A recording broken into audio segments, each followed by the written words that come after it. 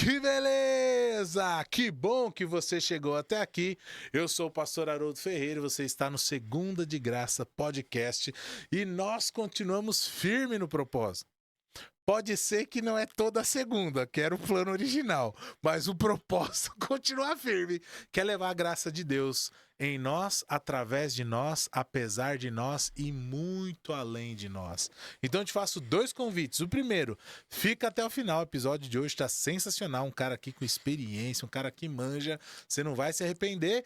E o segundo convite, se inscreve no canal, né, jovem? Quantos episódios você já assistiu e não se inscreveu no canal? Me ajuda aí, né? Se inscreve, curte, compartilha, porque a graça de Deus pode ir ainda mais longe. A gente usando a ferramenta da internet, a gente usando a ferramenta do podcast para poder falar da graça de Deus nas nossas vidas e na vida de quem assistir. Deus abençoe. Vem comigo, fica até o final.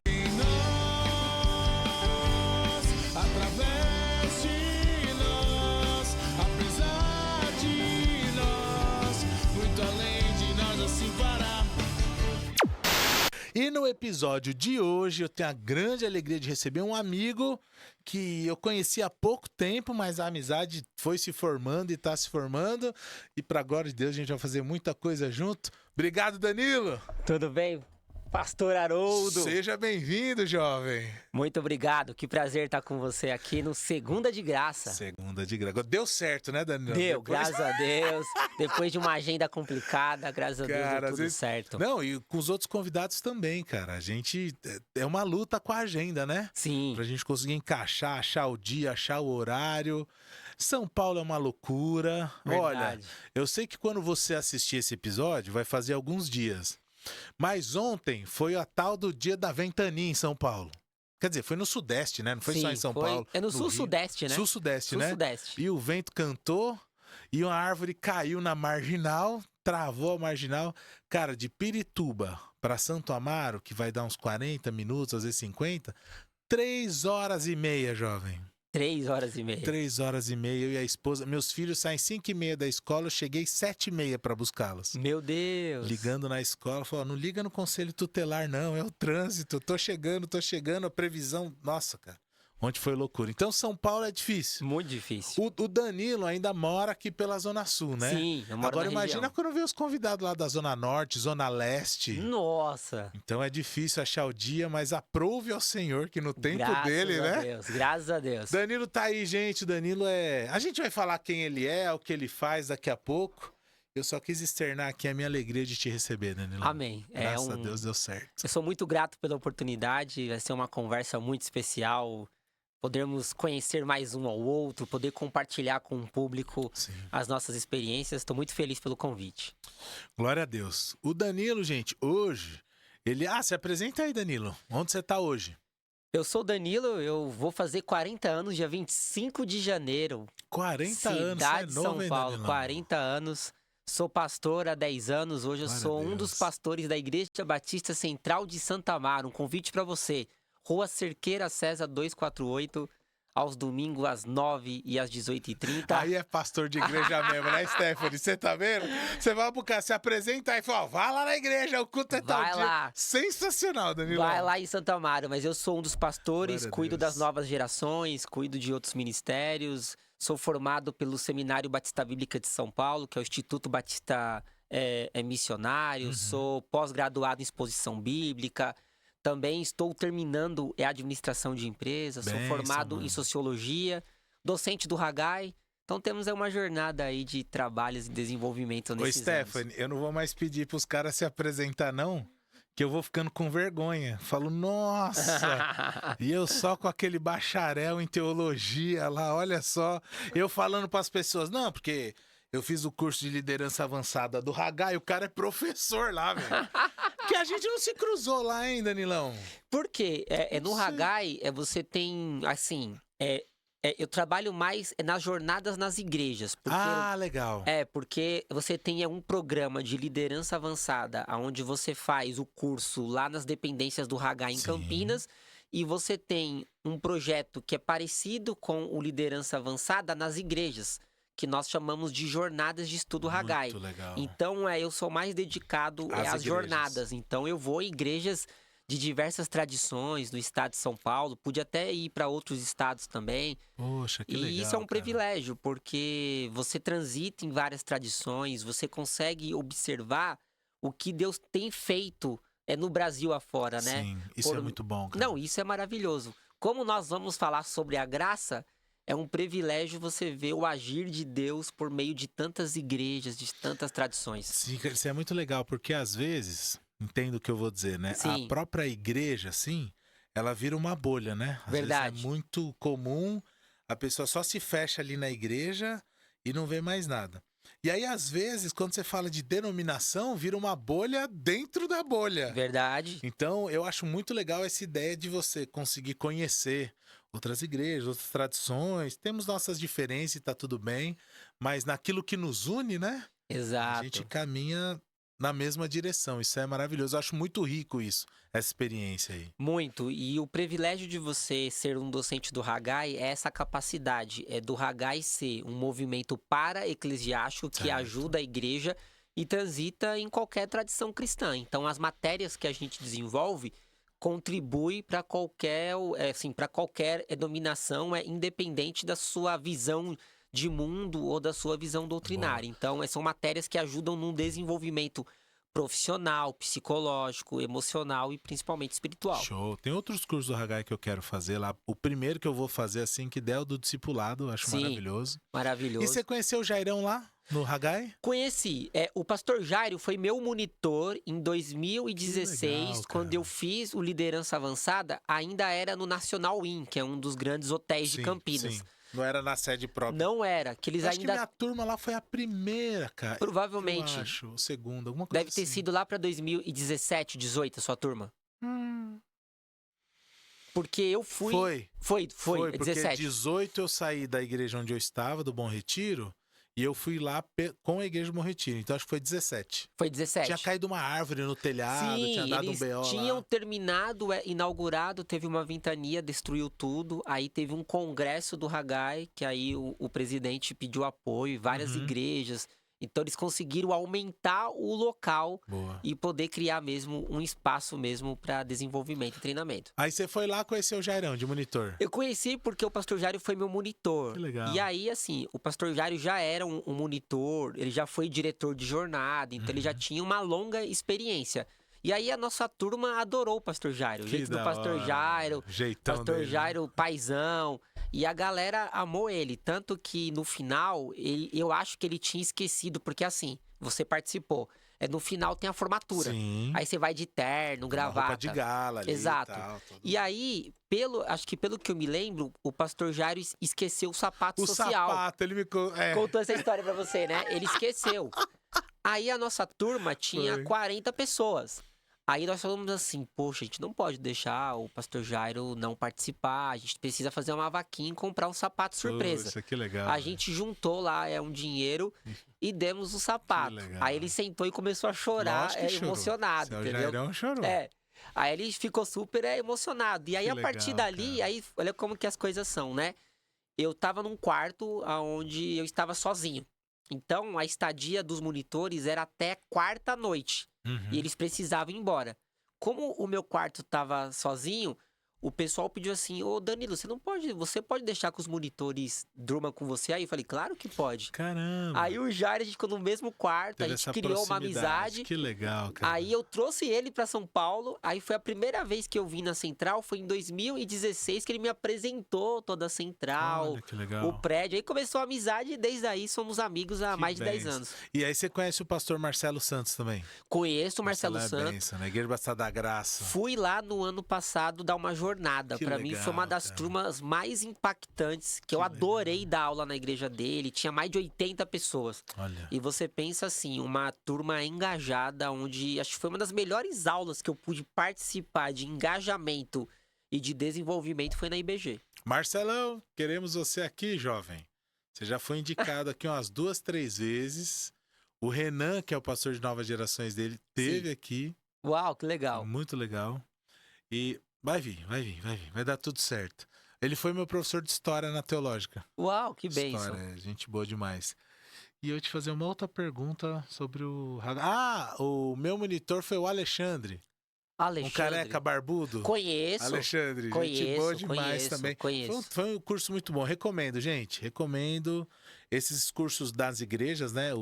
É a jornada de estudos, que é um mini liderança avançada. É o curso que Tá. você desenvolveu em 4 dias, nós fazemos em um final de semana. Certo. Agora, tem um curso que eu te recomendo você fazer, que é o O quê? chamado Igreja Mais. Igreja Mais, já vi esse Eu curso fui, lá. é a primeira turma do Igreja Mais. Foi Nossa, que 4 legal. dias também. Eu fui a primeira turma. Foi espetacular, que o foco é só igreja. E aí, a primeira turma foi só só com Ebenezer. Uhum. Então, ele tem mais de 30 anos de experiência pastoral. Benézer é Foram show de bola. 4 anos, assim, Ô, 4 gente dias. boa.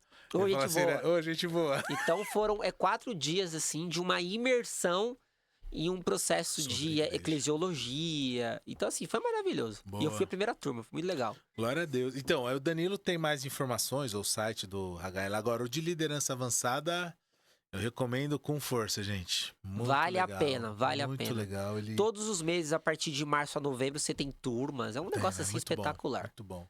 Bom, agora já começamos pelo meio, vamos voltar pro início. Falar sobre a graça de Deus, Danilão. Uma definição para quem chega para você e fala, mas o que é a graça? Como que você explica para alguém o que é a graça de Deus, Danilão? É muito interessante porque se você falar sobre a graça de Deus, já cada 10 cristãos, 11 vai falar que é o tão famoso favor imerecido. É o Merecido. nosso A clichê definição. Né? evangélico para falar sobre a graça. Mas eu quero falar sobre a graça olhando para Paulo. Uhum. E aí eu quero olhar para Tito, capítulo 2, quando Paulo diz assim, Tito 2, de 11 a 13, quando Paulo diz assim, porque a graça de Deus se manifestou salvadora a todos os homens. Uhum. E ela nos ensina a você, por exemplo, ela nos ensina a repreender as paixões mundanas, ela nos ensina a viver de uma maneira sensata, piedosa e justa nessa era presente. Aí no 13, Paulo diz assim, enquanto nós aguardamos a bendita esperança, que é a gloriosa manifestação do grande Deus e do Salvador Jesus Cristo.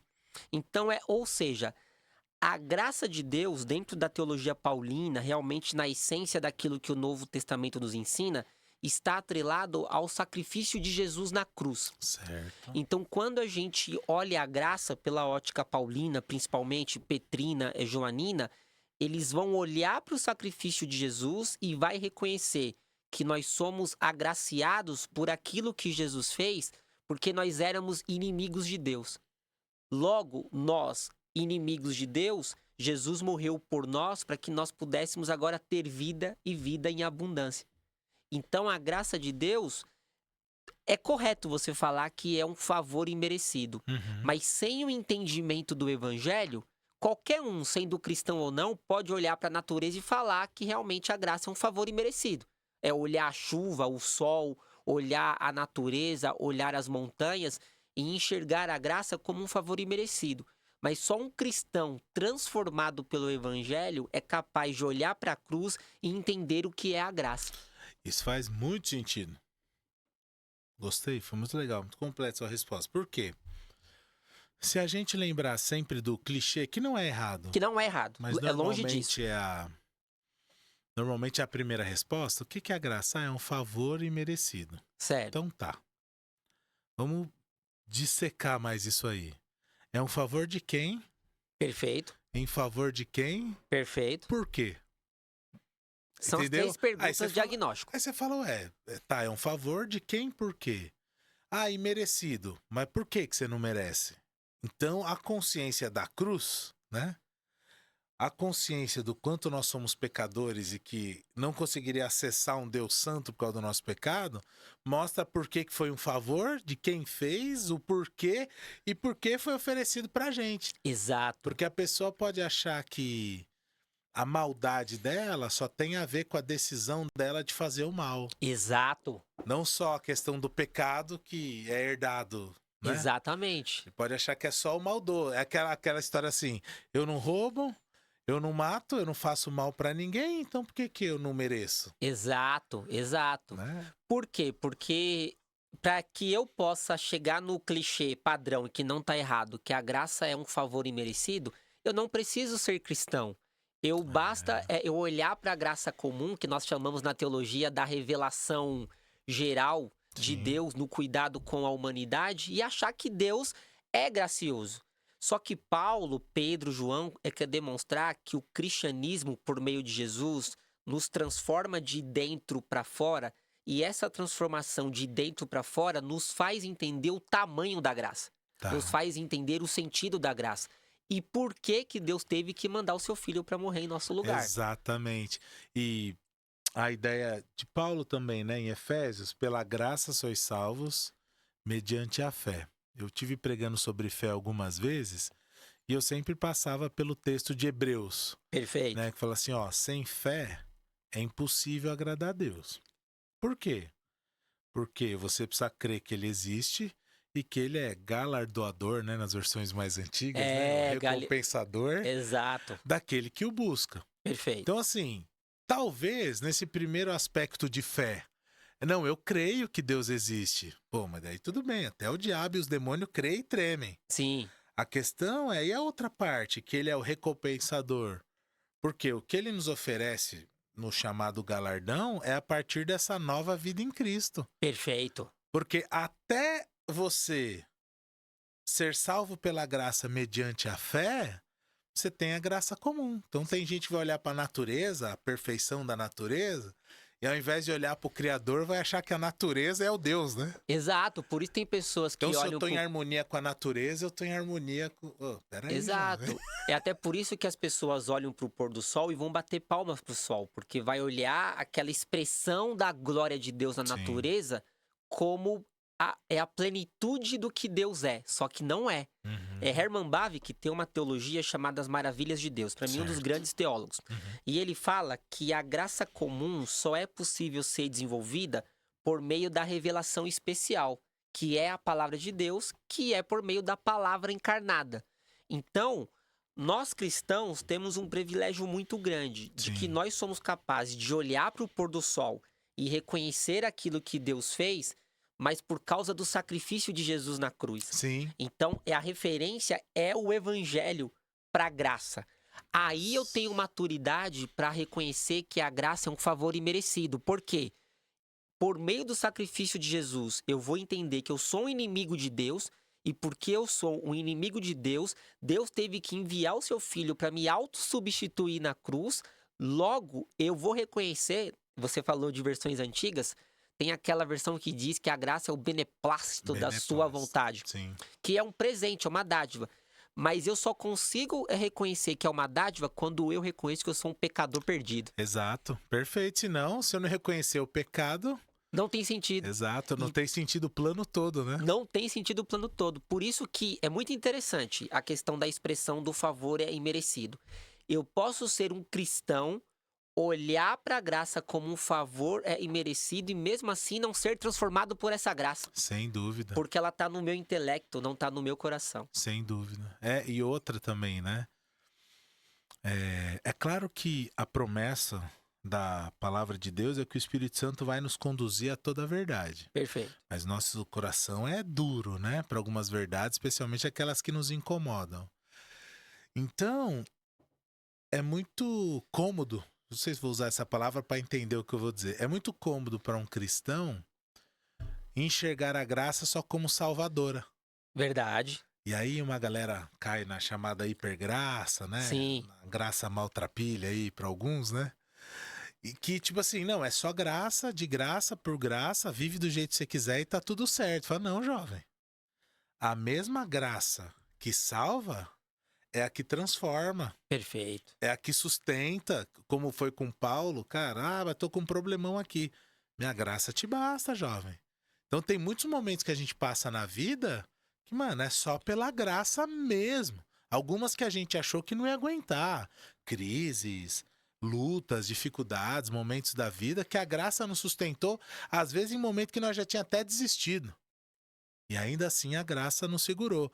Agora, uma graça que me salva, que deixa eu viver do jeito que eu quero, parece que Paulo não falou nada sobre isso. Então, por causa da graça, vocês vão viver na libertinagem? Exato. Então, parece que vocês não entenderam a graça. Então, essa graça que transforma ela continua atuante, não é só para salvar e segue o jogo.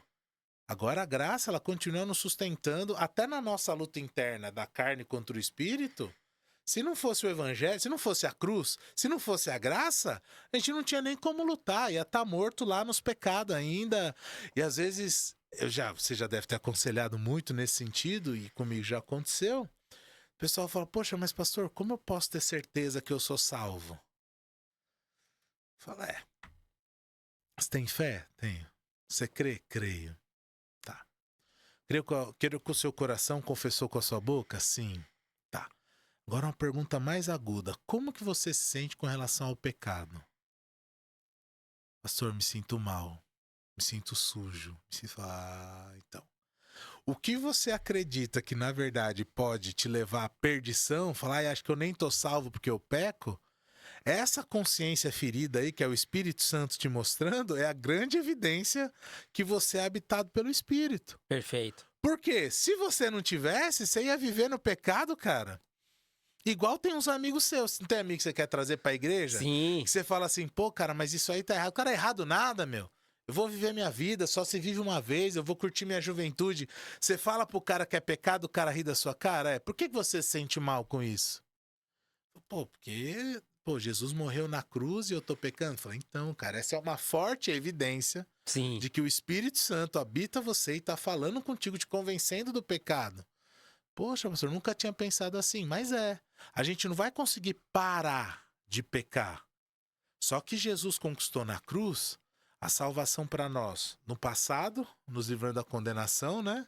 Perfeito. No presente, nos livrando do domínio do pecado. Da corrupção. Não dominará sobre vós. A gente consegue lutar contra o pecado. Sim. E no futuro, da presença do pecado. No céu não vai ter mais pecado. Exato. E como é que é o pessoal conversando com você sobre o entendimento da graça? Então, é que eu sou um discipulador, né? É Uhum. você que é apaixonado por entrevista de podcast, eu sou um pastor que eu amo discipular. E há Amém. muitos anos eu tenho grupos onde eu ensino semanalmente o evangelho. Muito legal. E aí, todos os dias, praticamente, eu discuto com propriedade as bases do evangelho por meio da graça.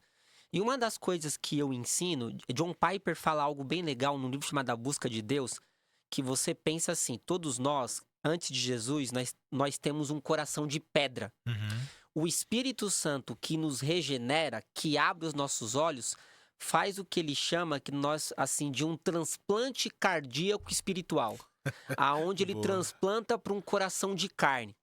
Todos nós, Jay Parker fala isso, todos nós temos a síndrome adâmica do pecado. Uhum. Nós somos pecadores, mas quando o Espírito Santo regenera o nosso coração e nós abrimos os nossos olhos, que nós somos pecadores perdidos e que por meio do sacrifício de Jesus nós nos tornamos pecadores, agora redimidos pelo sangue do Cordeiro, a graça por meio do Evangelho nos transforma. E por que que a hipergraça é um grande problema? Porque agora nós somos escravos de Jesus. Uhum. Romanos fala isso. Romanos 6 fala isso. Eu tenho um curso de Romanos às quartas-feiras. Eu tenho um curso de Romanos às quartas-feiras. Já fazem 3 anos eu estou em Romanos 13. E nós passamos em Romanos 6. E o que é que Paulo fala? Ou você é escravo do pecado que leva à morte, ou você é escravo da justiça que leva à vida eterna. Então agora os meus desejos e as minhas vontades não pertencem mais a mim mesmo. Uhum. 2 Coríntios 6 diz que agora, como somos templo do Espírito Santo, fomos comprados por um alto preço. Então aquilo que eu faço e aquilo que eu sou não pertence mais a mim mesmo, porque Jesus comprou na cruz. Sim. Então a hipergraça, ela é uma falácia. Por quê?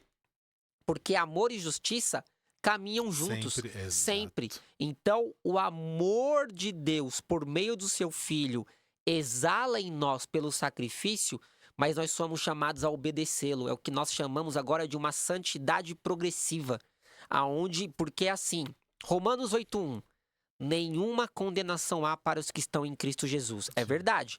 O pecado não tem mais poder para me condenar. Mas como que eu vou lidar com os meus maus hábitos?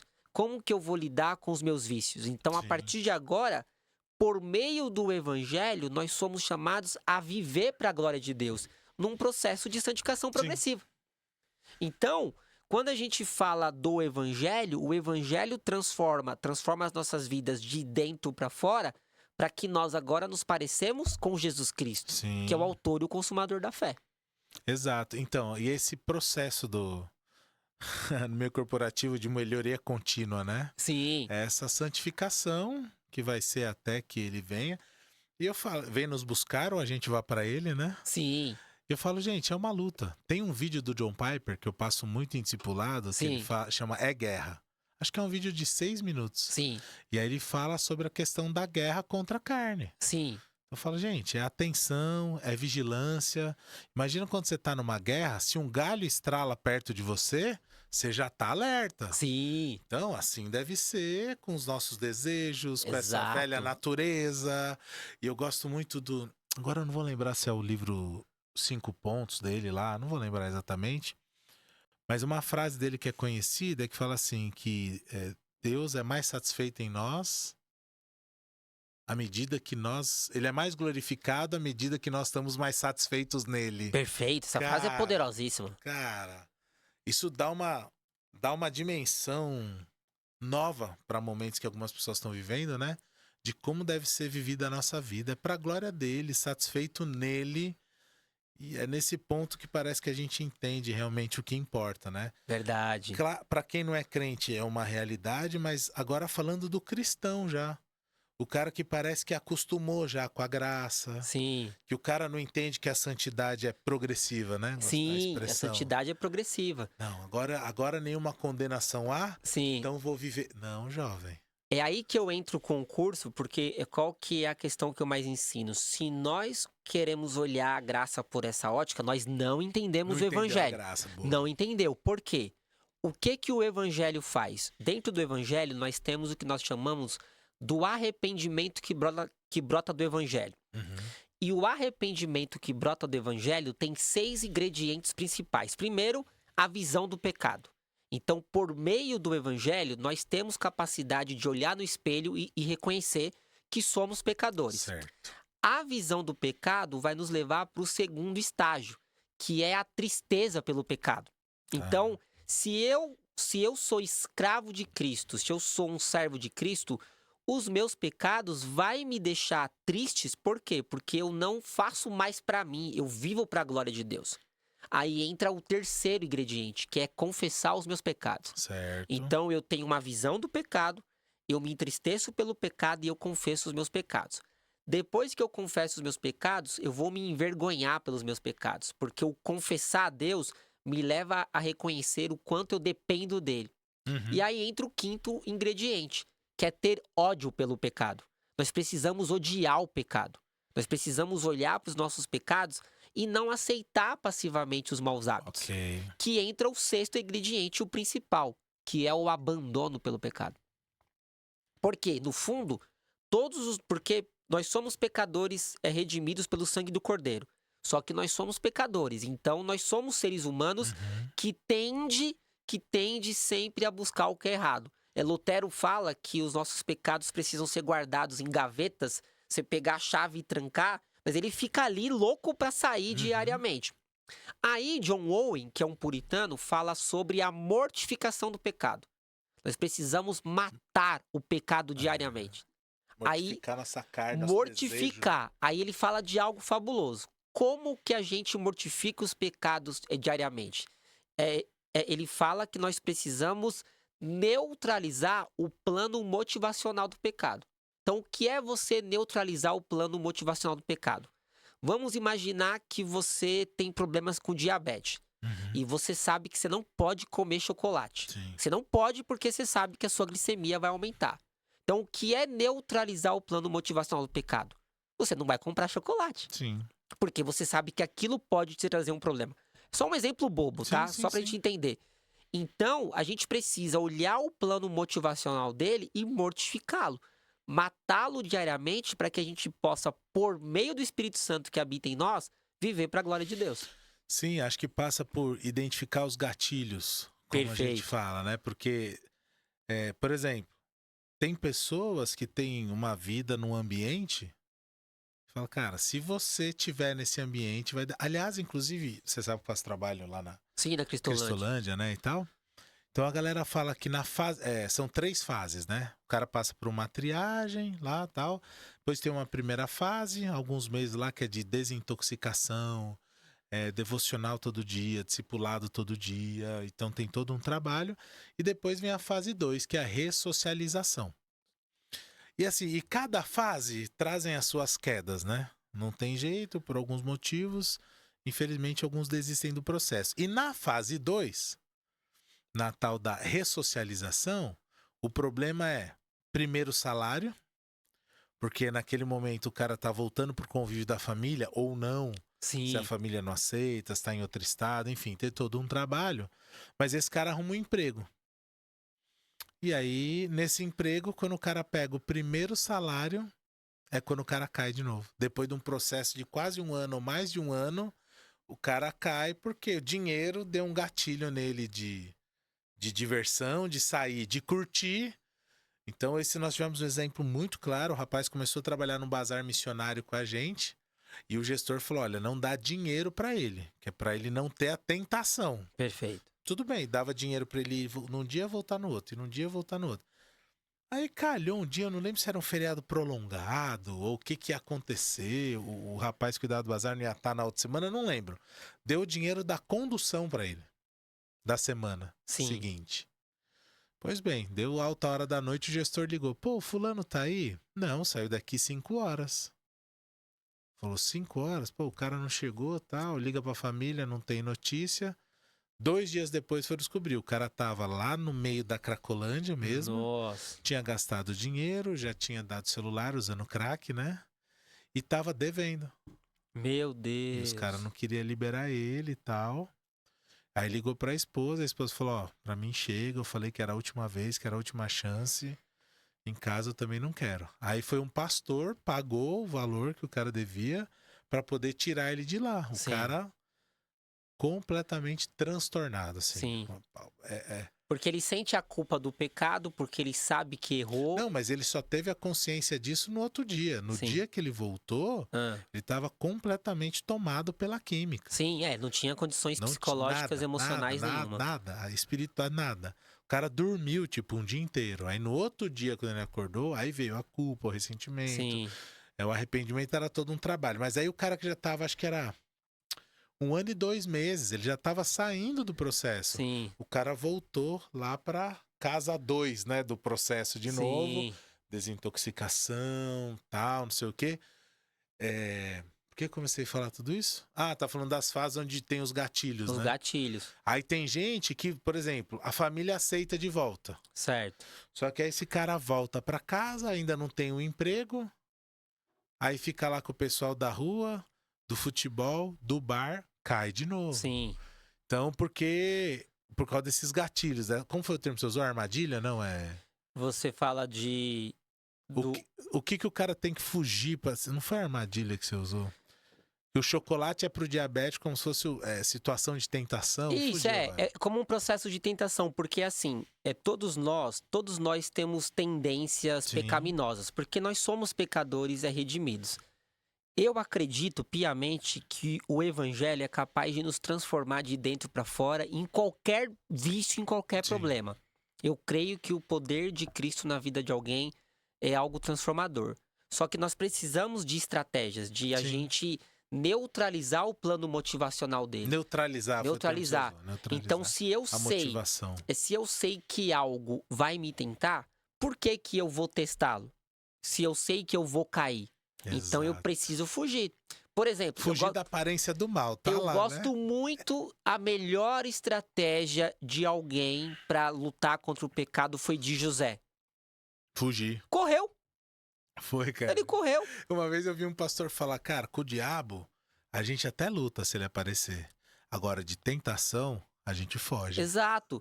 José foi ali cirúrgico. Qual era a única possibilidade que ele tinha para lidar com aquele dilema? Era correndo. Uhum. Então aquilo para ele foi importante.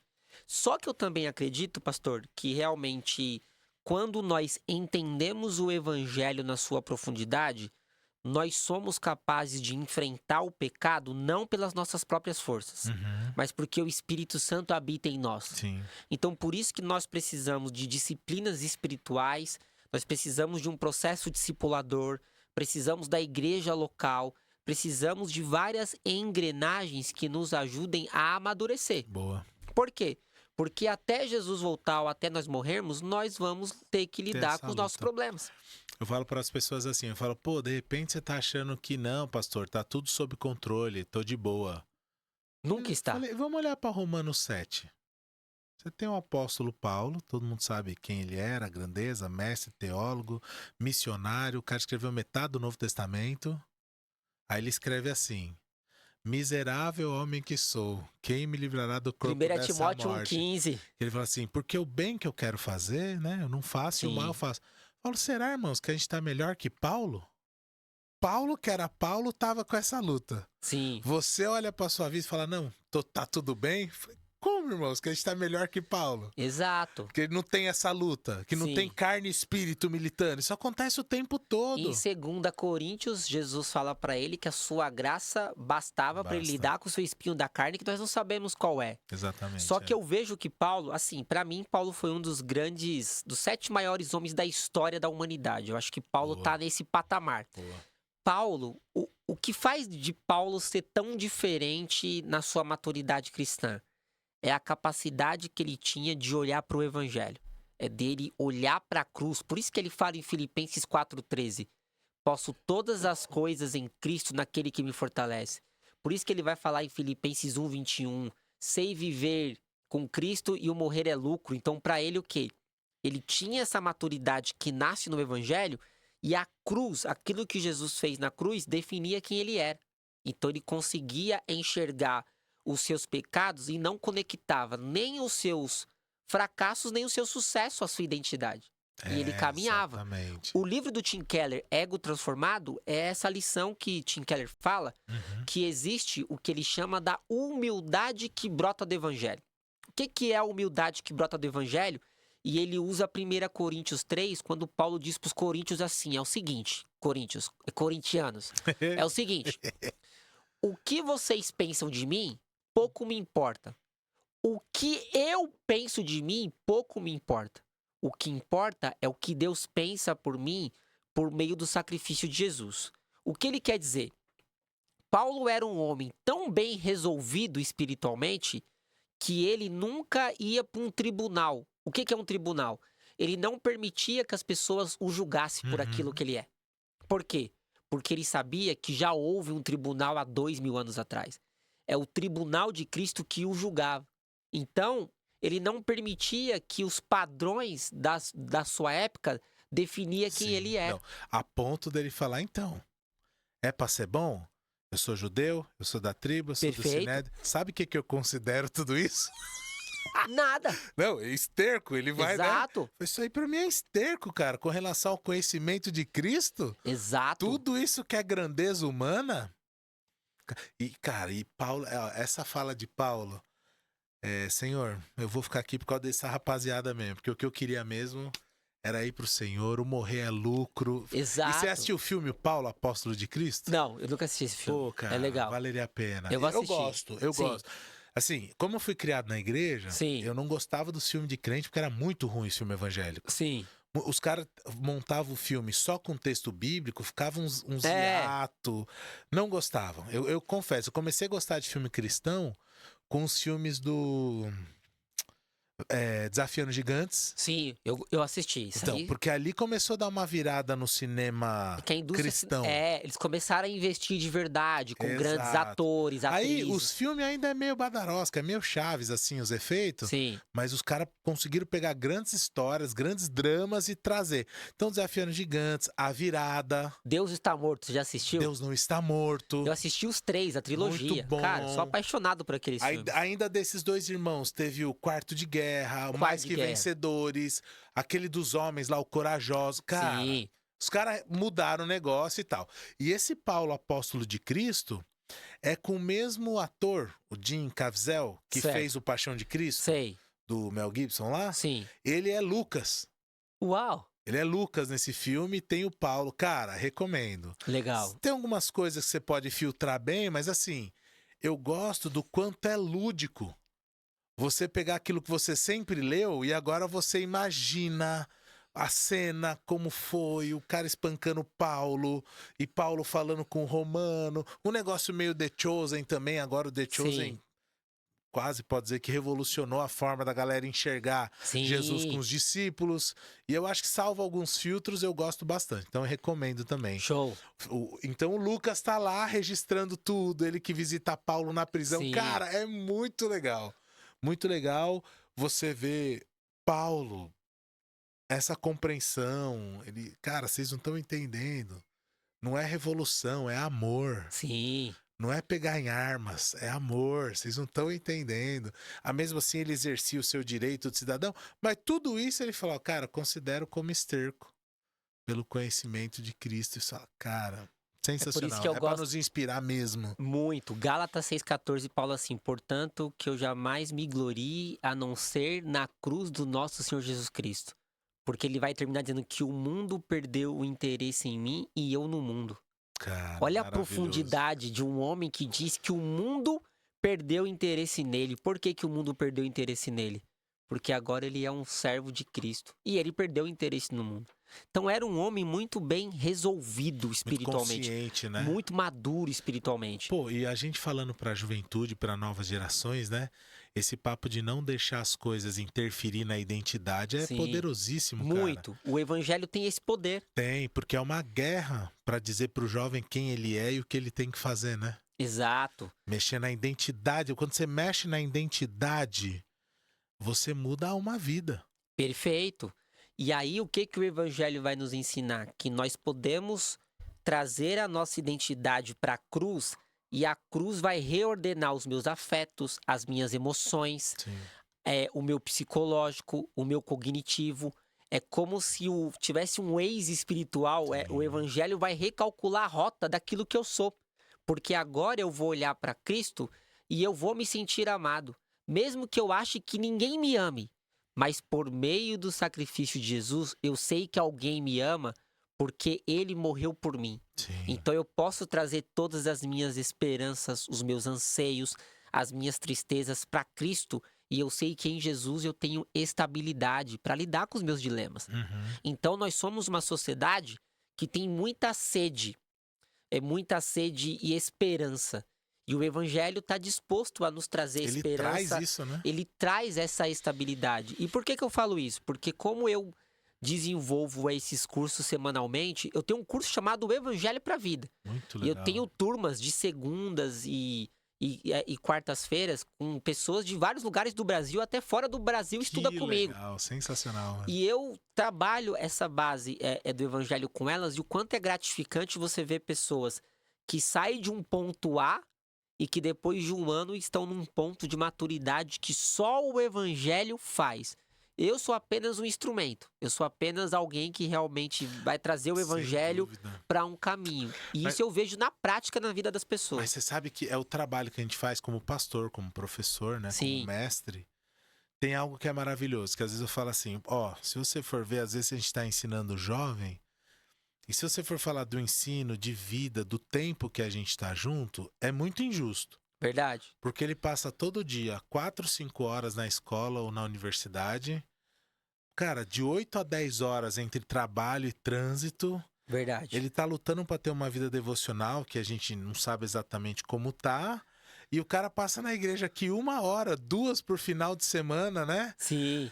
Cara, parece injusta essa balança. Falou, só que tem um elemento, que na verdade é uma pessoa, que é o Espírito Santo, que vira todo esse jogo, né, mano? Verdade. Porque quando a gente traz, vou colocar bem entre aspas, a informação do evangelho, a gente tá expondo a escritura, mas quem tá agindo ali não é só nosso intelecto. É o Espírito O Santo. Espírito Santo, ele vira o jogo nessa balança aí, porque, como você está dizendo desde o começo, ele vem de dentro para fora. Exato. Não é só um monte de informação, não é só história, não é só filosofia. Exato. É palavra viva de Deus, e o Espírito vem e começa a mover. Muito. Então, já teve dia de eu fazer discipulado mesmo por internet, um grupo de 5 pessoas, e a gente tinha uma aula ali programada, um cronograma, tudo certinho. E, cara, na oração tudo mudou. Quebrantou o coração de um, quebrantou o de outro. Aquele dia não teve aula. Sim. Aquele dia foi só quebrantamento. A gente orou um pelo outro. Alguns expuseram seus problemas, outro confessou pecado. Eu falei, cara, Esse é o poder do eu falei, evangelho. eu não tô no controle de nada. Porque ali Poxa, é o cara, Espírito Santo que move. Exato. E você falou algo muito importante. Eu sou pregador, eu vou fazer 40 mês que vem, como eu Eita, falei. glória. E eu sou pregador desde os meus 20 anos, antes de ser Cara, seminarista. Então, antes de ser seminarista, eu prego, o evangelho, prego nas casas.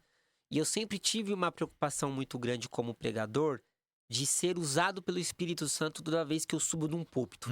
E por que eu falo isso? E por que isso é importante? Spurgeon, a história diz que quando Spurgeon subia à Catedral Metropolitana de Londres, ele subia dizendo assim para ele mesmo: eu confio no Espírito Santo. Eu confio no Espírito Santo. Eu confio no Espírito Santo. Por quê? Porque eu sempre falo para Deus, se é para eu subir e o Senhor não me usar, para mim não tem razão eu ser pregador. Para mim não tem motivação nenhuma eu subir num púlpito se o Espírito Santo de Deus me usar. Por quê? Porque se eu for para um púlpito, o que eu tenho a falar que não é e que não deve ser da palavra de Deus? Falar o quê? De mim? De Da minha mim, vida, eu não né? quero. Eu prefiro não ser mais pregador.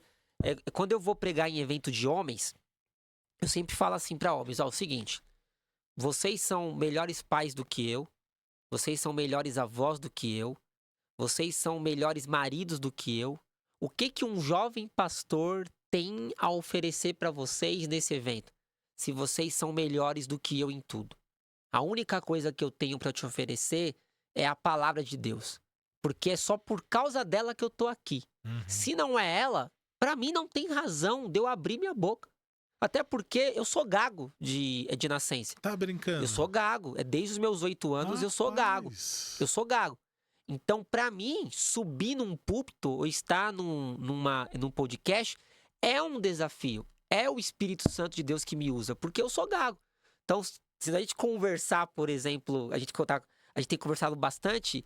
Se você perceber, eu tenho dificuldade com vogais. Porque é o Imagina, gago. só porque você falou. Exato. Nunca reparei nada Sim, disso, imagina. mas eu tenho dificuldade com vogais. Cara. A minha facilidade é com consoantes que são...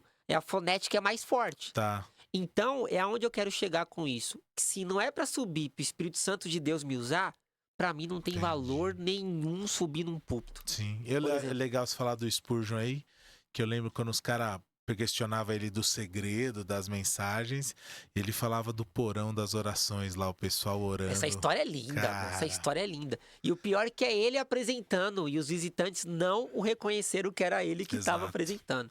Muito bom, né, cara? Spurgeon, os puritanos. Os puritanos. É um desafio pra gente. Tem um pregador que eu gosto muito no século XX, chamado Martin Lloyd Jones. Você deve ter ouvido. Claro. Doutor Martin Lloyd Jones. Pra mim, foi, assim, um dos grandes pregadores do século XX. Sou apaixonado por ele também. Ele tem muito material escrito também, os comentários, né? Muito. Ele pregou Romanos de 58 a 70. Você pensa 13 anos em Romanos. Pregou Efésios 14 anos. Ele pregando livros da Bíblia, ele pregava de 10 a 12 anos. Rapaz. Então, assim, você pensa... E ele nem terminou. Eu acho que Romanos, ele nem terminou. Acho que ele faleceu em 81... Então ainda ficou faltando 2 ou 3 capítulos. Eu acho que ele era muito... Eu acho, né? Que ele era contemporâneo na Inglaterra do John Stott. Sim, eram. Que eles tinham até algumas ideias diferentes. Ele era mais conservador, né? Teólogo da rainha, os caras ele era muito de uma conservador. forma tentando diminuir, né? Mas eles eram... Eu sei que eles eram contemporâneos, porque quando eu fiz meu TCC... na teológica, foi sobre dons espirituais, né? Mas teve uma citação do Stott e teve uma do Martin Lloyd Jones. Aí o pastor Jorge Pinheiro falou, cara, como é que você consegue citar os caras que eram antagônicos em muitas coisas no mesmo trabalho? Eu falei, bom, professor, na minha pesquisa, nesse assunto aí, os caras entraram nessa parte, entraram num acordo. Por isso que eu trouxe na É que o Martin Lloyd Jones, ele era muito assim, ele era um grandíssimo homem de Deus. E eu fiz um TCC também na minha pós, na pregação do Martin Lloyd Jones. Certo. Então, assim, dois gigantes, mas eu acredito que o John Stott teve muito mais capacidade de contextualizar o evangelho e romper a bolha. E aí essa capacidade que o Stott tinha fez com que o Jones olhasse para ele como um cara que conversava com um segmento da sociedade que ele não admitia, Tá demais, mas né? que era importante. Sim, não, até a influência dele no Pacto de Lausanne lá, do John De Stott, né? 74, Talvez fundamental. o Lloyd Jones falou, ei, cara, você tá quase Exato. ecumênico aí. Porque o Stott tinha uma visão muito assim, de que o evangelho precisa nos transformar para ajudar os mais pobres, necessitados, Pra por alcançar, meio da sim. justiça social. Sim, O sim. que é muito importante também é a capacidade que o evangelho tem de cuidar daqueles que mais E de necessitam. promover a justiça. E Tá de sempre promover a trazendo justiça. isso, esse tempo, né? Exato. Esse tema. Mas não é só promover a justiça por promover a justiça. É Exato. por meio do evangelho eu promovo a justiça. Por quê? Porque Sim. por meio do sacrifício de Jesus define as minhas ações. Sim. E também revela as injustiças. Perfeito. Do homem, de um Exato. povo, de uma nação. Aliás, a injustiça é condenada em toda a Bíblia, né? E sempre tem Exato. esse olhar. Aí só que depois, quando desenvolveu lá a chamada teologia da libertação, que depois pra gente chegou como missão integral, aí o negócio deu uma desandada. Sim. Você falou, não, gente, peraí, a missão não é essa. A missão não é dar pão pros famintos. É a partir da perspectiva de Deus, ó. Ampara o órfão, a viúva. Pô, você vem todo o estrangeiro. Exato. Todo o texto bíblico fala dessa atenção. Sim. Mas sempre da perspectiva de Deus suprindo e também levando o pão espiritual, que é o próprio Cristo. Poxa. Exato. Esse debate aí rolou bastante, Muito. né? Eu acho assim, quando a gente olha para a missão integral, ela tem pontos muito importantes. No cuidado com os mais necessitados, a capacidade de olhar para os mais vulneráveis. Sim. Eu acho que o maior desafio da missão é integral, é ter perdido a capacidade de trazer o evangelho como um fio condutor da missão. Exato. Por quê? Porque senão você vai separar você vai reduzir esse aspecto de uma maneira que você não consegue dialogar. E aí Jesus tem que ser o centro dessa referência. Sim. Porque senão eu vou apenas ser mais um ismo, entendeu? E outra, e a visão que traz esse nome de missão integral, ela deixa de ser integral. Porque os caras vão para um radicalismo só da justiça social, então já não é mais integral. Exato. A proposta não era o evangelho todo para o homem todo? É Francis Schaeffer. Aí agora você começa a atender o homem todo nas suas necessidades, mas e o evangelho? E o evangelho. Então, ela deixa de ser missão integral quase que por definição, se ela só olha isso. Exatamente. E aí eu fui numa palestra de um cara grande de missão integral, que ele tinha umas conversas lá, que estão muito difíceis hoje em dia. E aí eu questionei assim, né? Ele tava falando, podia levantar a mão, perguntar, eu levantei, perguntei, falei, olha, mas você tá falando que a igreja tem que chegar num lugar, descobrir a necessidade daquele lugar, suprir essa necessidade, e aí se depois as pessoas quiserem ouvir sobre o evangelho, a gente apresenta, e se elas não quiserem, tudo bem, a gente fez o que devia ter feito. Falei, mas antes de chegar, a gente já não sabe que a maior necessidade das pessoas é o evangelho? Exato. Aí ele pegou e falou assim, eu tô vendo que você tem uma leitura, assim, de uma teologia mais histórica. Falei, olha, se for esse o nome, tudo bem. Pode usar. Mas é o evangelho a maior necessidade. E a gente cria meios, eu não sou contra, não. Tá tudo bem, mas essa não é a prioridade. Exato. Aí eu falei assim, essa não é a prioridade? Aí ele ainda falou, então você olha as igrejas presbiterianas.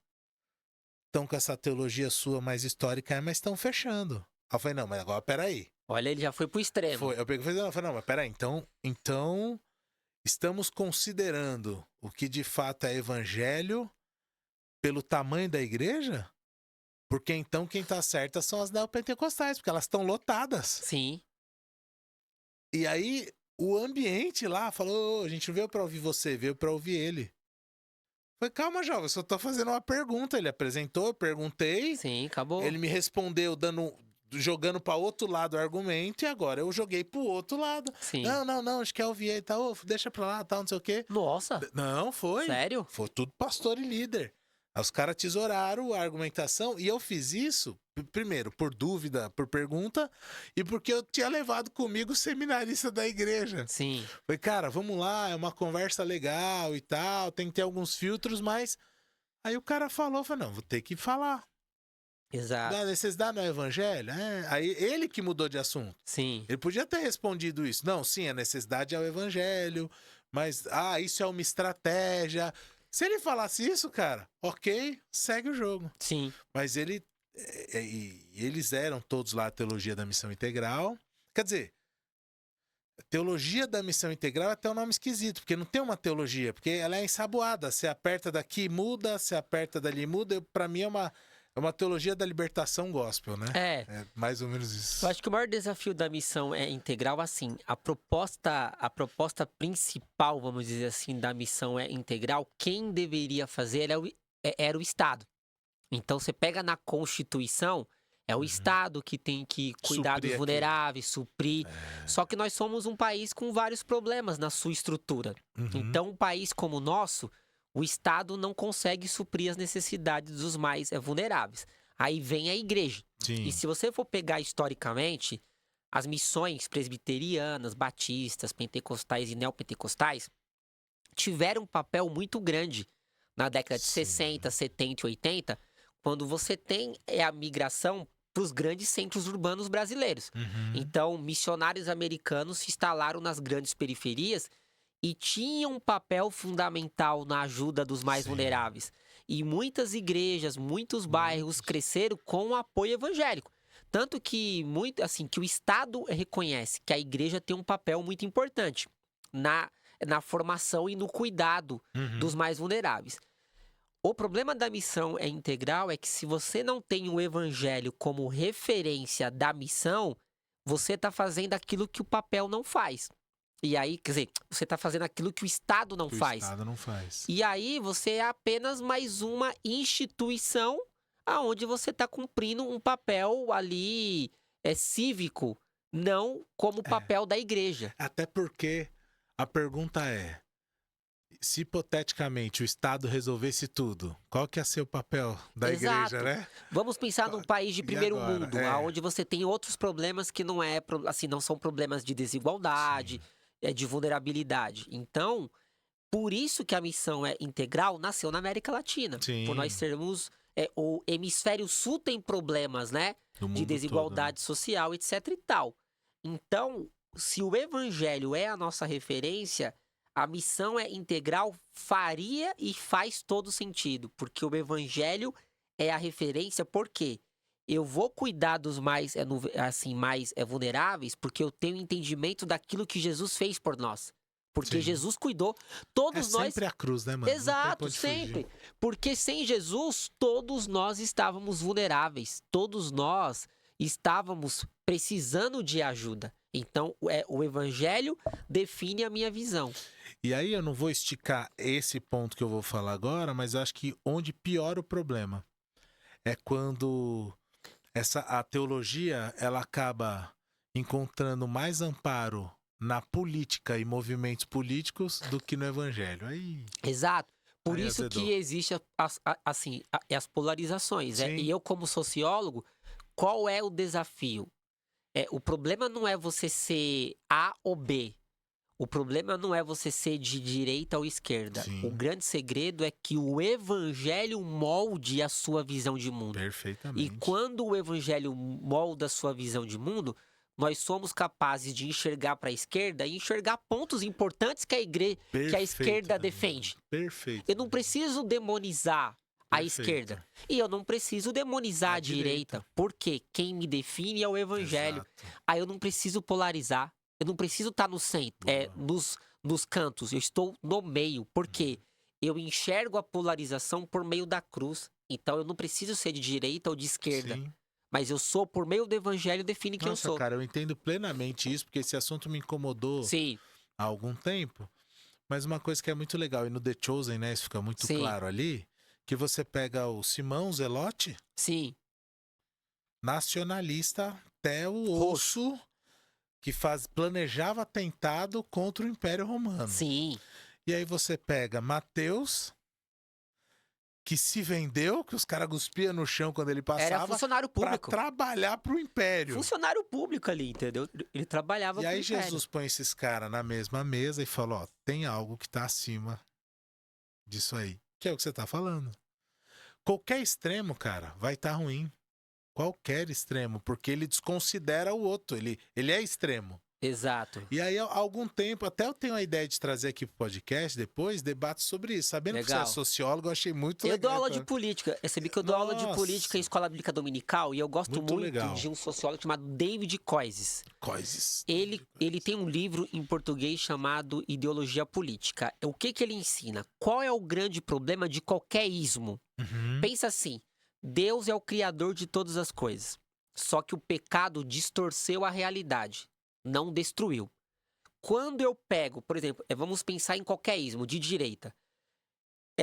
Ele diz que o grande problema é quando eu isolo a direita ou a esquerda e eu começo a orbitar por si, assim, em volta dela. Uhum. Eu isolo ela dos aspectos da sociedade e eu começo a viver por ela. Aí o extremo entra, por quê?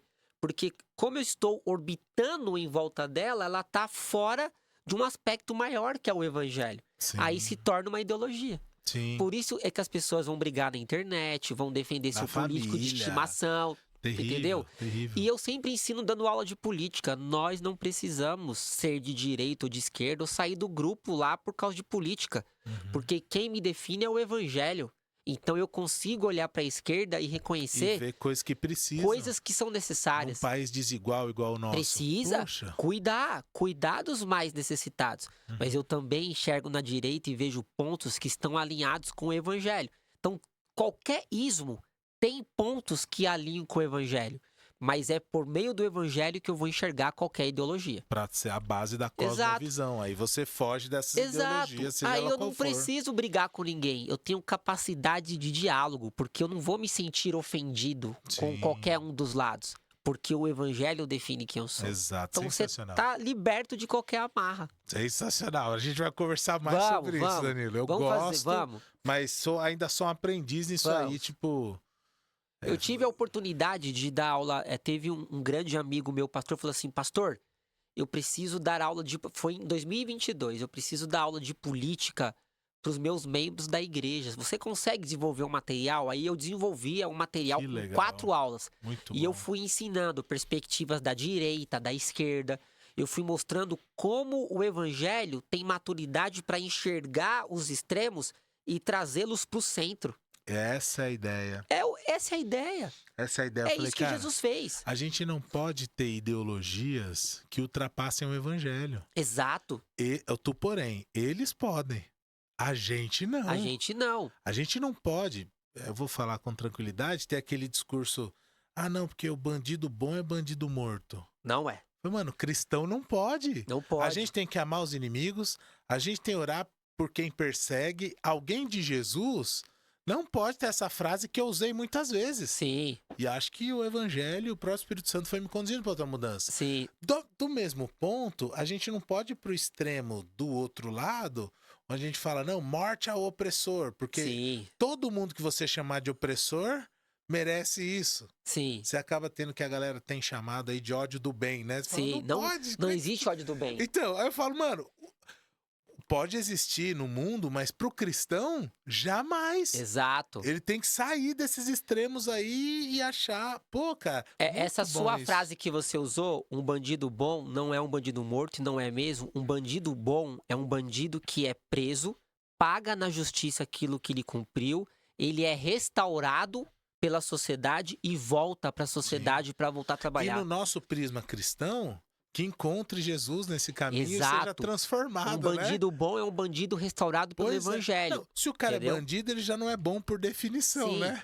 Ué, então, é isso que eu tô falando. Mas Sim. essas coisas, cara, especialmente de alguns anos pra cá, que a polarização tem sido cada Exato. vez maior, Sim, isso entra como uma marca e o tal dos rótulos são Sim. terríveis programas policiais, eles, assim, induzem, influenciam muitos nesse cristãos pensamento, né? a olharem e ter ódio. Só que o evangelho nos diz que realmente aquele cara que fez mal, ele tem que pagar na justiça. Então a lei diz isso, que ele cumpra, que o Estado cumpra o seu papel como legislador e o executor, e ele volte para a sociedade transformado. Uhum. Melhor que volte pelo poder do evangelho Sim, pra e nós, que volte a ter oportunidades para viver sua vida. Sim. É isso que o evangelho nos diz. O evangelho não fala que nós precisamos destruir e matar. Sim. O evangelho quer transformar. Exato. Só que a gente hoje tá tão extremos que a gente tá tão cansado que a gente fala assim, não, aí nós somos influenciados pelos programas policiais que ditam a nossa visão de mundo. Isso, aí você pega e fala assim, não, Não, pra resolver isso é isso mesmo. Faz isso. E não é. Fala, E não é. Agora, é fácil? Não é. Não Nós é não isso. somos especialistas em políticas públicas. Eu sou um pastor, você é um pastor. Mas pela ótica do evangelho, o evangelho nos leva para o centro, para a capacidade do diálogo, da maturidade. Aí você fala, isso aí não tá certo. Tanto que o Iago Martins, Quando teve aquele episódio com o Charlie Kirk, né? Sim. Aí ele fez um vídeo que era assim, chegou a hora de sermos radicais. Falei, ixi, deu ruim, e agora? O que vem desse vídeo? E aí eu fui assistir, ele falou, não, chegou a hora de a gente ser radical no amor.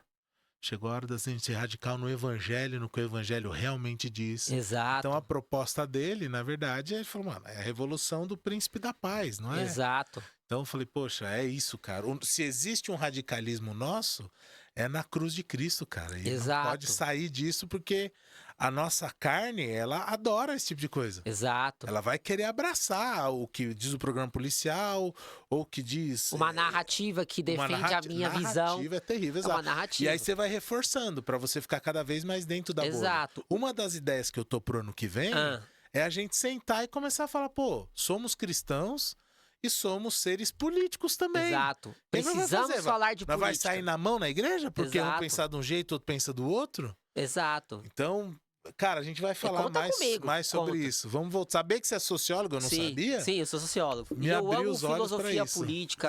Por quê? Eita, vai Porque a dar bom. ideia é ensinar política, é entender assim. Tem muita visão equivocada.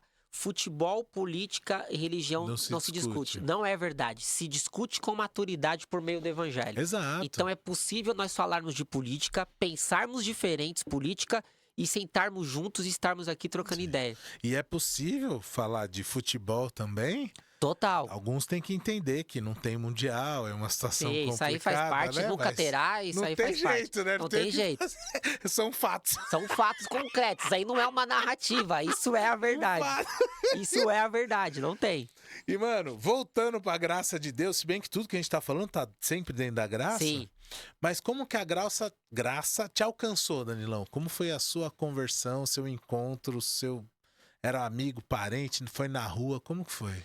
Eu não venho de um berço cristão. Certo. Então, aos 18 anos eu tive um encontro com Jesus. Eu morava num prédio que, nesse prédio, tinha um pastor batista. Rapaz. E ele era muito evangelista, era um homem muito comunicativo, uma capacidade muito grande de pregar o evangelho. E aí ele conheceu os meus pais, e aí tinha um acampamento de jovens na igreja dele. E ele foi na minha casa com seu filho mais novo, para fazer um convite para os meus pais se eu e a minha irmã poderíamos ir para o acampamento. Caramba, o cara é evangelista mesmo. Não, o cara foi na sua casa. Foi, não, ele era assim, eu aprendi muito com ele. Legal, o cara. que eu aprendi de evangelizar, venho muito com ele. E aí, ele fez o convite para os meus pais. E aí, aquela fase dos 18 anos, meus pais preocupados, eu sem interesse nenhum por nada, sem ainda uma procura por profissão, ainda naquele mundo de incertezas. Os meus pais toparam na hora. E por incrível que pareça, eu também topei. Falei, quer saber? Eu vou. Aí sua irmã foi também? Foi também. Aí eu chego lá, aí eu já chego no ônibus, já vejo aqueles jovens da minha idade brincando, etc e tal, cantando. Eu já achei aquilo super diferente. Esses crentes aí nem são tão chatos igual eu imaginava.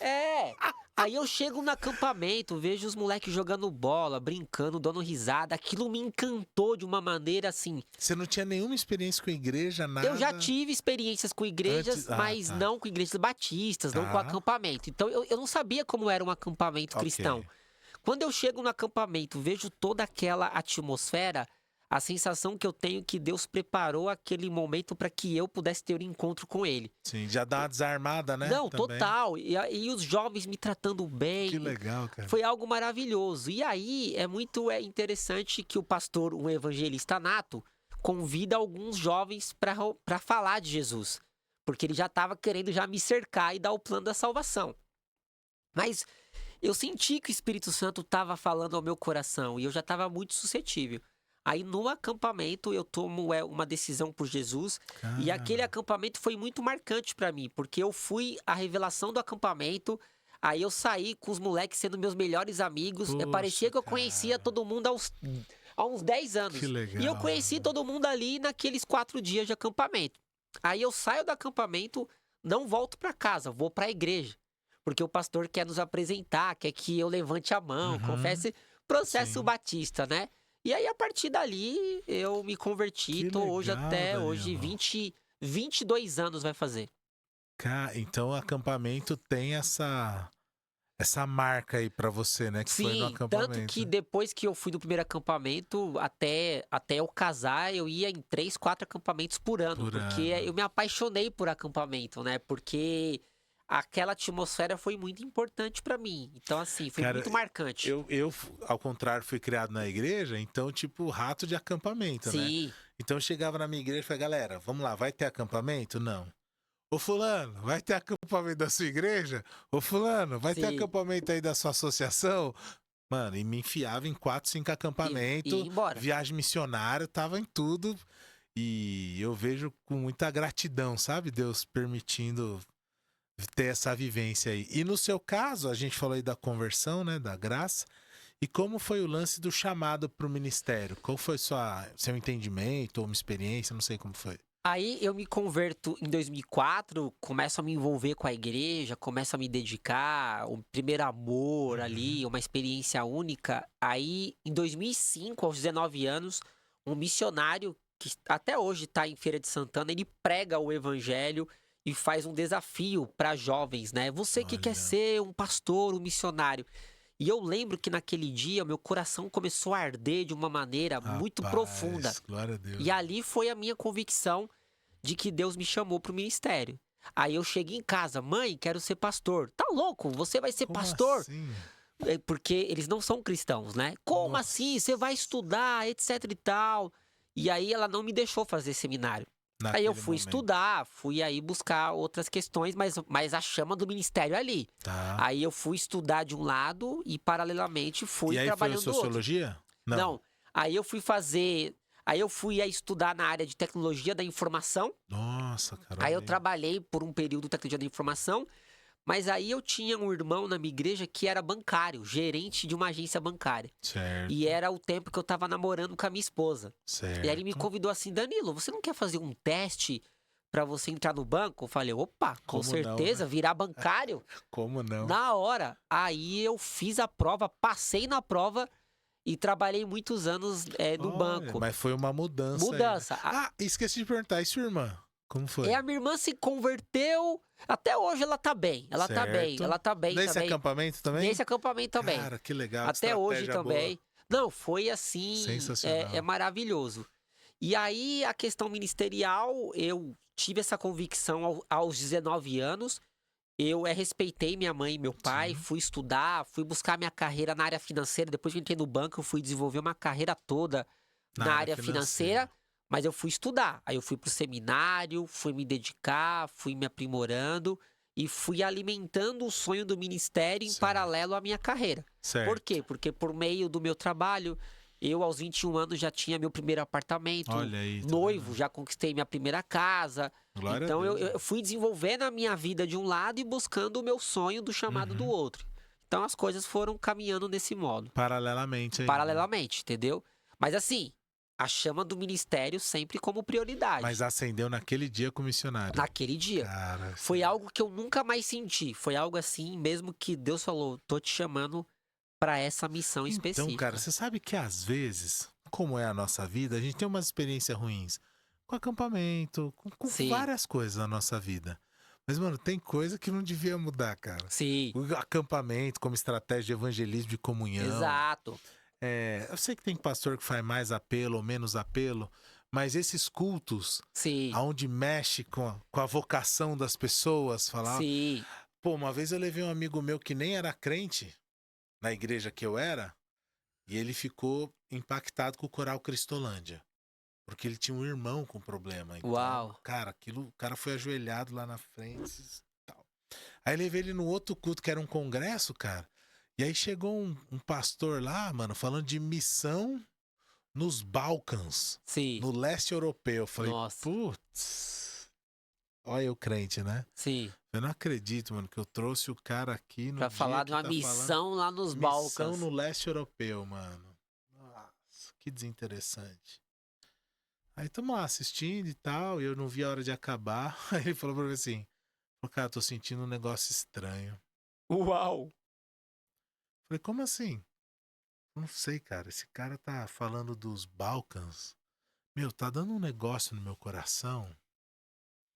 Ô, mano, esses caras precisam conhecer Jesus. Eu falei, meu Deus. O cara vai se tornar um missionário. Falei, o que que o senhor Lá tá nos fazendo aqui, Balcãs. senhor? Falei, não é possível, tipo, o cara... Aí o olho do cara cheio de lágrima e tal. E aí o pastor fez esse apelo. Aí falou, ó, Sim. você que tá se sentindo chamado tal, vem aqui à frente e tal. E eu falei, Senhor, perdoa a minha incredulidade. Eu falei, mano, você quer ir lá? Eu vou com você. E tal, ele, não, mano, não tô pronto e tal. Aí uma conversa ali e tal, ele optou por não aceitar. Sim. Mas ele tava visivelmente impactado por aquilo de um jeito que Deus operou apesar da minha incredulidade. Cara. Sim. E o cara se sentiu, e assim, aí de certa forma depois a gente mudou de emprego, se afastou, Sim. comecei a acompanhar ele mais de longe. Se você pegar meu cartão de oração, tá lá o nome dele, até hoje eu oro por ele, Que porque legal. aquele dia aconteceu algo diferente. As Sim. 2 vezes que aquele cara foi comigo na igreja, eu vi Deus falando com ele. Sim. E eu creio ainda vê-lo, né, no evangelho e tal, ele tem uma fé católica e tal, às vezes ele tá mais próximo, às Sim. vezes não tá. Mas esse negócio de esse chamamento aí para missão, seja Sim. missões pelo mundo, ou seja aquele que tem a vocação, a vontade de ser pastor, aquele que deseja, para mim é um ótimo sinal, né, como diz a Bíblia. Paulo disse, aquele é quem deseja o episcopado, boa obra deseja. Exatamente. Mas eu penso, pastor, que assim, é claro que todo chamado, ele é subjetivo, porque, por exemplo, eu creio que Deus me chamou. Sim. E eu tenho a certeza que todo pastor que você perguntar, ele vai falar que Deus o chamou, e tá tudo certo. Mas eu acredito que o chamado é sobrenatural. Nós não somos... Porque Paulo diz, aquele que deseja o episcopado, boa obra deseja. É muito importante nós amarmos e acreditarmos no chamado. Sim. Mas eu ainda parto do princípio que é um processo sobrenatural. Então aquele dia foi algo sobrenatural. sim, claro. Do Espírito Santo, entendi o que você quis dizer. do Espírito Santo que falou ao meu coração. Porque assim, será que todos os pastores que foram chamados de verdade? Não sei, não. A pergunta é, será que foram chamados? Será que foram chamados? Então, quando a gente olha para o comportamento, postura, quando a gente vê os requisitos de Timóteo, você fala assim, será que esse homem ou essa mulher foram chamados realmente para o episcopado? Então, por isso que eu parto do princípio que é um processo sobrenatural que se alinha ao meu desejo subjetivo. Essas duas coisas juntas precisam estar alinhadas. Por quê? Porque para o ministério pastoral existe pré-requisitos que são importantes. Sim. Porque senão realmente Mas é você apenas sabe- o meu desejo. Mas você sabe que eu creio assim também, Sim. mas eu não... É claro, né? Onde começa tudo? No alfa, tudo começa em Deus. Sim, Mas assim, você vai conversar com pastores que a experiência foi diferente aonde foi primeiro. verdade. Então, por exemplo, eu creio que o cara pode ter vontade, sentiu essa vontade. E não ter chamado nenhum. É Deus que opera, o querer efetuar. Aí o cara, ou não, ele sentiu essa vontade. Sim. Beleza. Sentiu, show de bola. Aí o Piper vai falar, né? Beleza, é uma evidência interna pra você. Subjetivo. Então, aí agora vem a comunidade de fé. Exato. Legal que você sentiu o chamado, mas o que quem tá à sua volta tá vendo de você? E aí pode entrar os critérios de Timóteo, mas Sim. agora a igreja onde você tá servindo. Sim. Não, eu sou chamado, mas não quero servir na igreja. Eu falo, jovem, alguma coisa já deu errado Exatamente. logo no começo aí. Como assim? Você é chamado pra quê? Exato. Não, eu tô chamado mais de evangelismo. Não, ok, tá bom, mas isso aí tá dentro da igreja. Você vai evangelizar e mandar o cara pra onde? Exato. Mandar pra igreja local, aquela, confissão diferente, beleza. Mas aí tem essa evidência interna. Então, se você é um Sim. rebelde a todo momento, eu acho que você não tem chamado, cara. Exato. Não combina com o que a Bíblia tá mostrando aqui. Exato. Então, você tem a comunidade também ali como testemunha e evidência externa. E Sim. aí, isso se alinhando, os frutos. Não tem Exato. outro meio de avaliar, né?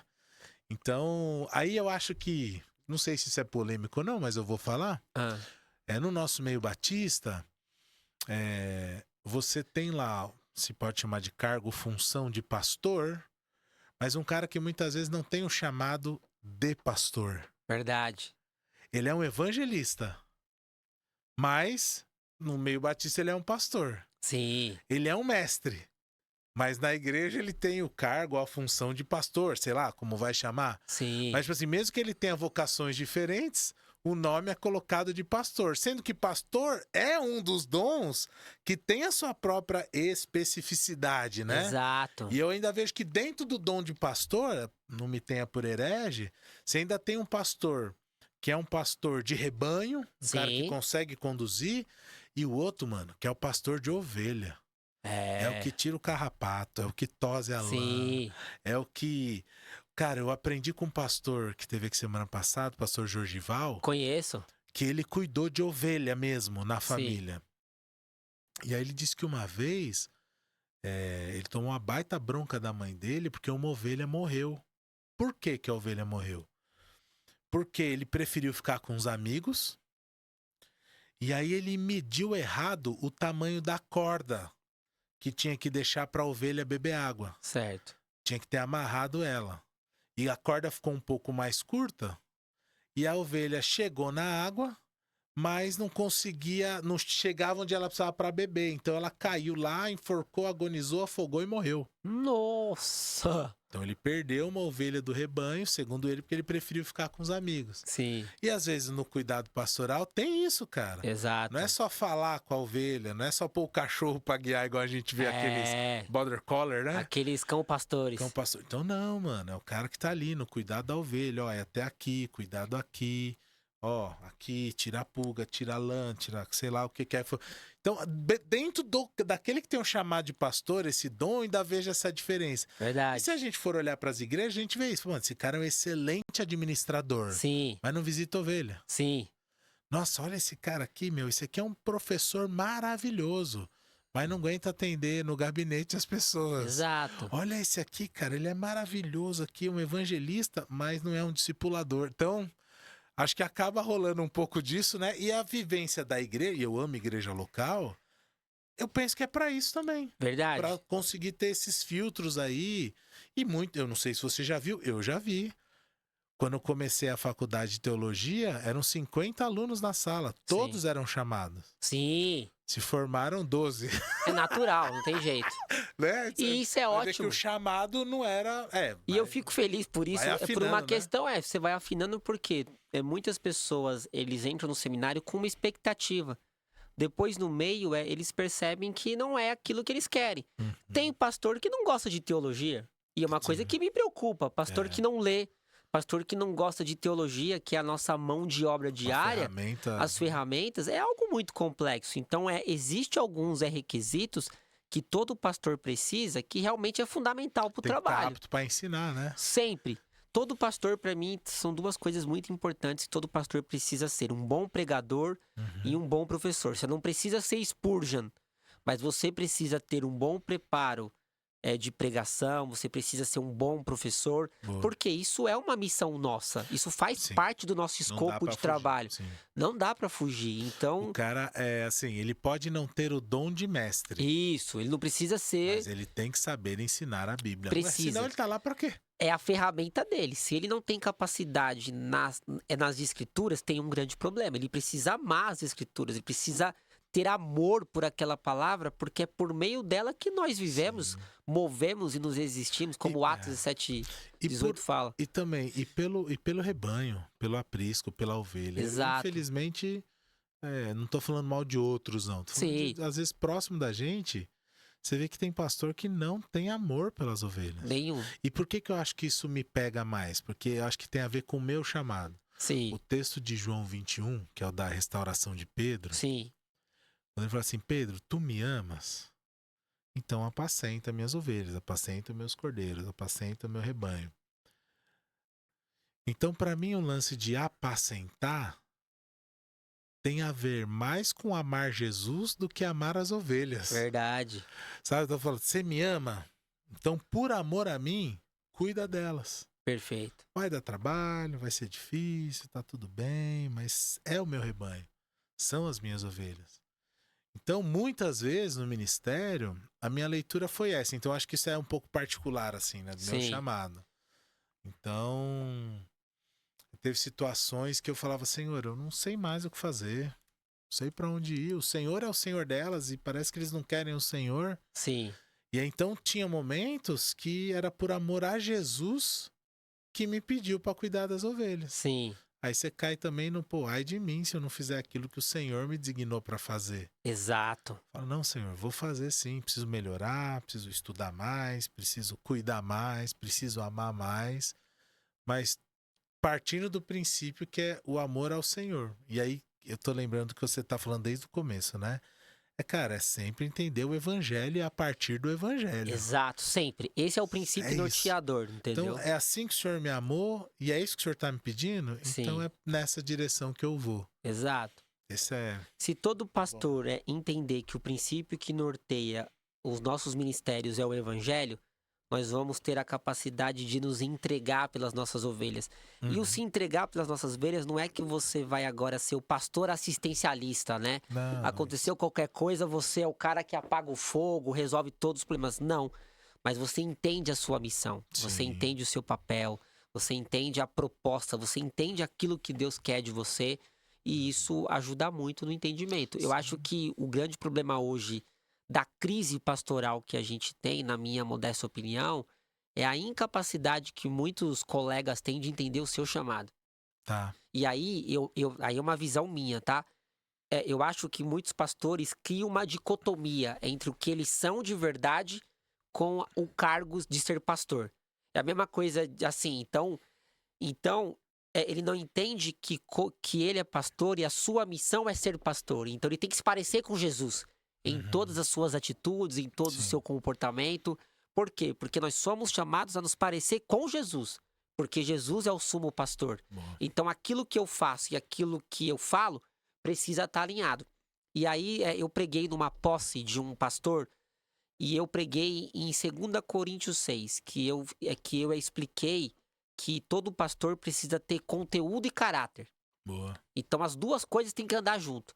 Conteúdo e caráter sempre precisam andar juntos na vida de um pastor. Porque é por aquilo que eu falo, define aquilo que eu faço. E aquilo que eu faço define o que eu falo. Conteúdo e caráter andam juntos. Prega, né? Exatamente. E a gente tem que encerrar, Danilão. Nossa, pra mim ia ter muito mais conversa. Por isso que você vai ter que passou voltar rápido, outro dia. Passa rapidinho. E uma vez eu vi um pastor ilustrando e eu gosto muito disso. Ele fala que às vezes a nossa vida a gente vê como aquele cara que equilibra prato, né? Então ele roda aqui, aí roda ali. Então aqui aqui eu sou o pai, né? Aqui eu sou o marido, aqui eu sou o pastor, aqui eu sou o trabalhador, tal. Falei, a gente faz essa divisão na nossa vida. Ele falou, mas não é um prato só. Verdade. É um prato só, ser parecido com Jesus. E aí você vai exercendo os papéis aí, pai, marido, funcionário, patrão, o que quer que seja, parecido com Jesus. Exato. E essa nossa luta para tentar equilibrar todos os pratos, nos estafa, nos joga numa ansiedade, numa depressão, num burnout, nos afasta de Deus.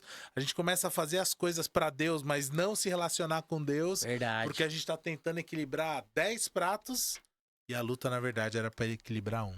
Exatamente. Danilão, a gente vai precisar encerrar mesmo. Amém. Vou pedir pra você indicar. Você falou um monte de livro aí, né? Certo. Mas indica aquele que a pessoa falou: ó, esse aqui eu vou conhecer mais do evangelho, eu vou saber mais. O que eu estou lendo, que eu estou gastando muito tempo, de um autor chamado Richard Love, que é As Dinâmicas da Vida Espiritual, da editora Shed. Olha aí, é As um Dinâmicas livro da que Vida Espiritual. Ele é fundamental para o entendimento do evangelho, o processo de santificação, de graça, justificação. É um livraço, porque a minha ideia, eu estou lendo ele porque eu quero desenvolver um módulo de curso para poder desenvolver. Boa. Então, Dinâmicas da Vida Espiritual, Richard Loves. E quem quiser conhecer mais você, seus cursos, tudo mais, te acha onde?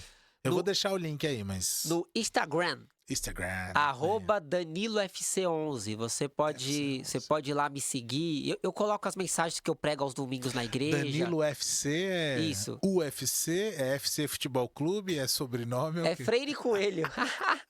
Se for UFC, é com o meu porte de lutador de MMA. Daniel FC11. Danilo, arroba que Daniel? Danilo FC11. Você pode me seguir. Lá eu tenho minhas mensagens, eu posto livros. Então, a minha vida ministerial tá toda lá no Instagram. Ó, gente, vale a pena. Vocês viram aqui, o Danilo é um profundo estudante da Bíblia, professor, docente. Vale a pena. Eu vou deixar o link aqui na descrição do episódio. Você vai poder conhecer mais ele. Danilão, só gratidão. Oh, foi bênção demais.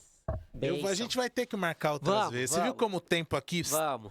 acaba Quando você rapidinho? for falar de política, pode me chamar. Não, agora pro ano que vem eu vou trazer esse 2026, tema. vai. Porque é ano de eleição. Sim. Eu acho que o cristão tem que pensar. Sim, pode me chamar que eu venho com o maior prazer. Beleza. Tamo junto. Obrigado por você que nos acompanhou até aqui. Você viu que o papo foi profundo, é evangelho e a partir do evangelho para tudo na nossa vida.